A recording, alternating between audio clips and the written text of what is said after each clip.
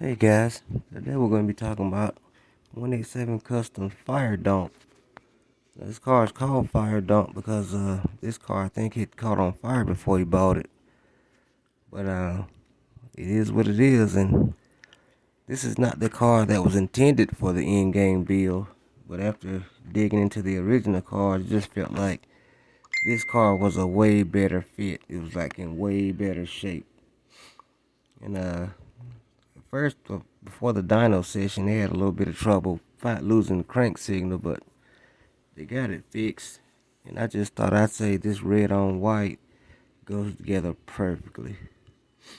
And then this is a convertible build now, and it was painted and bodywork by Shawn and his dad. Now his dad's an excellent paint and body man. He does it for a living professionally. Hell, I even think he painted the NPK car. But this thing is powered by a Texas Speed 427 with a Precision Turbo Gen 2 98mm turbo. And it actually has an Aeromotive 10 gallon per minute pump and an onboard air system to run the boost controller. They don't use the CO2. And it's sitting on some 26-inch Corleone forged wheels.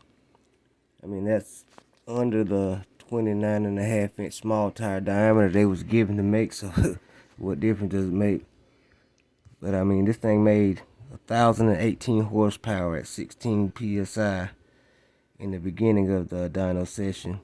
Then this next run, it made 1133 at just under 20 pounds of boost.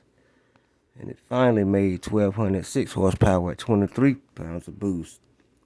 So then they took it out to Alabama International Dragway, where its first pass made a 705. And that's with Shawn lifting because he thought it was he thought it was spinning. And it was tuned by Lewis from Fuel Tech. And second pass, he went out there and knocked off a 667 at 113, which is not bad for a new car build, and damn sure ain't bad for a donk. You know, donk racing, big rim racing, whatever you want to call it, is beginning to be a big sport. And Shawn has always been a fan and interested in it. I mean, he actually went to like the first ever Donk Cash Days a couple years ago. And I guess he's been hooked since, but I mean, its third run, it ran a 640 at 120 miles an hour. And that's with him pedaling it because he hit the traction control.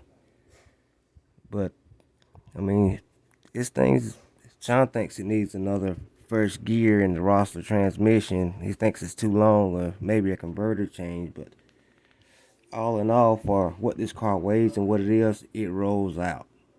Thank you guys for watching.